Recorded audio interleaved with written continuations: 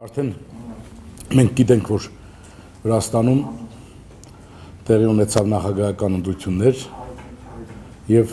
նոյեմբերի 17-ին նորընտիր նախագահի երթմնակալության արարողությունն է, այսինքն հենց վաղը։ Եվ կարևորն այն է, որ ընտրությունները իրենց թափանցիկությամբ դեմոկրատական չափանիշների սահմաններում էր եւ տեղի ունեցավ լավ արդար թափանցիկ ընտրություններ, այսինքն սա այլևս իրողություն է,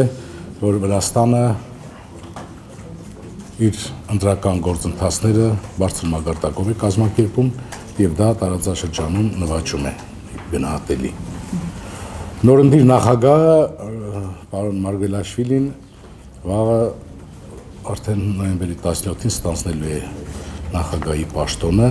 եւ մենք գիտենք, որ դեռևս 1 տարի առաջ խորհրդարանական ընտրությունների ժամանակ վրացական երազանք թիմի առաջնորդը Բիձինա Իվանիշվիլին ինչպիսի նախընտրական խոստումներ տվեց, այդ թվում եւ ջավախայերին, վիրահայերին։ Եվ վերջին 1 տարում կարծես թե երկիշխանության մթնոլորտ էր ստեղծված Վրաստանում, այլևս արդեն այդ մթնոլորտը վերացել է եւ կարծես թե այդ նախընտրական խոստումները իրագործելու համար որևէ խոչընդոտ չի կարող լինել։ Եվ մենք ակնկալում ենք նորընտիր նախագահից եւ վրացական երազանք կոալիցիայից, քաղաքական կառույցից, որի առաջնորդը պարոն Իվանիշվիլին է, իսկ մենք գիտենք, որ նա մեկ շաբաթ անց երթմնակալությունից դուրս է գալիս նաև վարչապետի պաշտոնից, արդեն այդ պաշտոնում եւս նա առաջադրել է տեխնացու Ղարիբաշվիլին, բայց չեմ կարծում, որ Իվանիշվիլին ընդհանրապես դուրս գա քաղաքականությունից, որովհետեւ գուցե նա անդրկուլիսյան դերակատարություն է ստանձնելու եւ անպայման հետևելու է իր ղեկավարած թիմի քաղաքական պրոցեսներին, նրանց ղեկավարման գործընթացին։ Այսօր Մարգվելաշվիլին իսկապես մեզ համար նախընտրելի տեխնացու էր։ Նախ նշեմ նաեւ այն առումով, որ կարծես թե Իվանիշվիլու թիմը Ռուսաստանի նկատմամբ մի փոքր ավելի մեղ եւ կառուցողական քաղաքականություն է որդեգրում, այսինքն այն հարաբերությունը, որ կար Սահակաշվիլու օրոք Ռուսաստանի եւ Վրաստանի միջեւ դեպի կարգավորում է գնում այս նոր իշխանության պարագայում։ Մենք արդեն գիտենք, որ դեռևս Սահակաշվիլու նախագահ ընտրվելուց ի վեր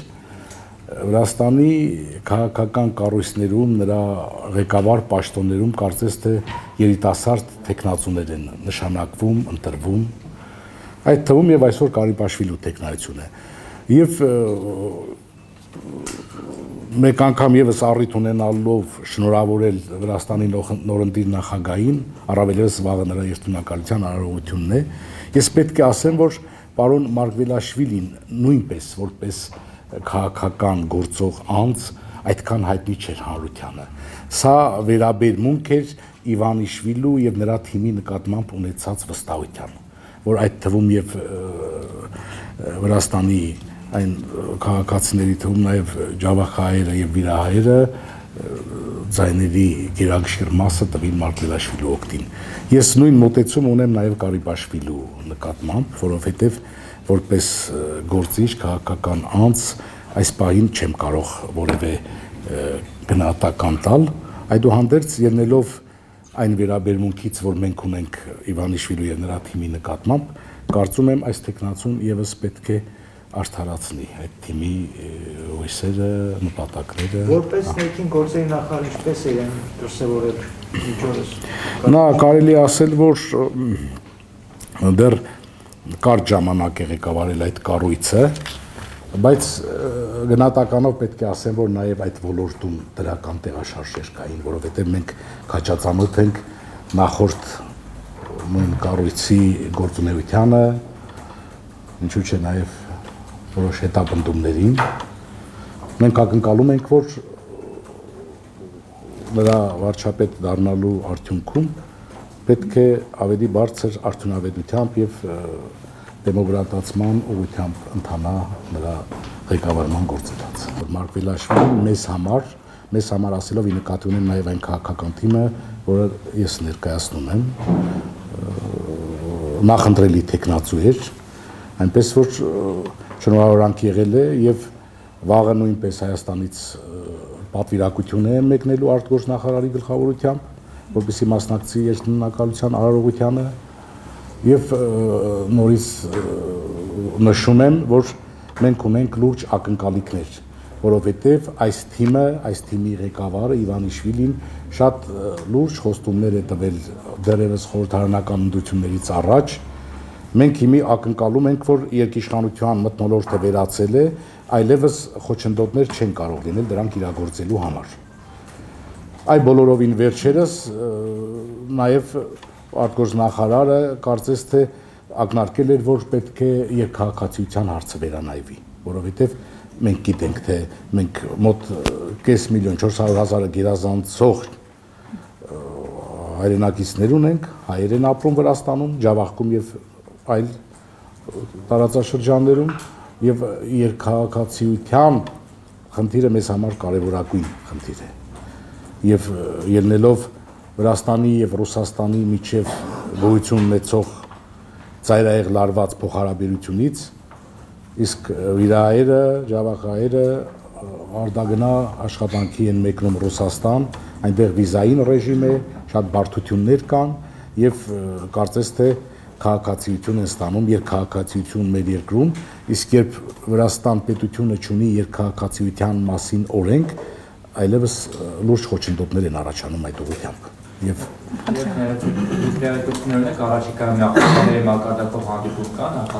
ես դա չեմ կարող ասել, դա հավանաբար համապատասխան արարողակարգից կարելի է տեղեկանալ, բայց ես լինելով նաև այդ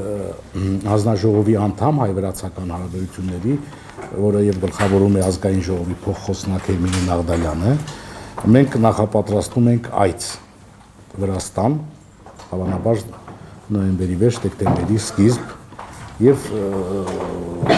նրանց փոխխոսնակն է համապատասխան հանձնաժողովի նախագահը եւ կարծես թե ցանկություն կա, որ այդ համատեղ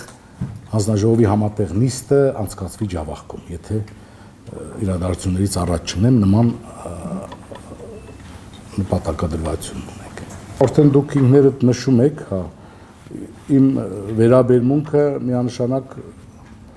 բացասական է Շանթ Հարությունյանի գործունեության նկատմամբ,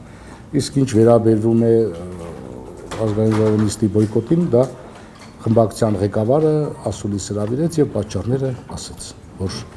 այնտեղ բացի ժամկետային քննարկումից կարող է եւ բովանդակային քննարկումներ ակնկալվեր եւ դա էր պատճառը, դա քաղաքական թիմի խմբակցության որոշումն է եւ խմբակցության ղեկավարը այդ մասին տեղեկացրել է հանրությանը։ Շատ լավ, իսկ ձեր անձնական տեսակետը կենսաթոշակային կൂട്ടակային նոր համակարգին, որը ազգային ժողովը անձամբ ձեր տեսակետն ինչպիսին է։ Ես մեկ նախադասությամբ կպատասխանեի հարգարժան լրագրող ձեր հարցին, որ իմ տեսակետը համընկնում է քաղաքական թիմի տեսակետին, որպես այդ խմբակցության անդամ։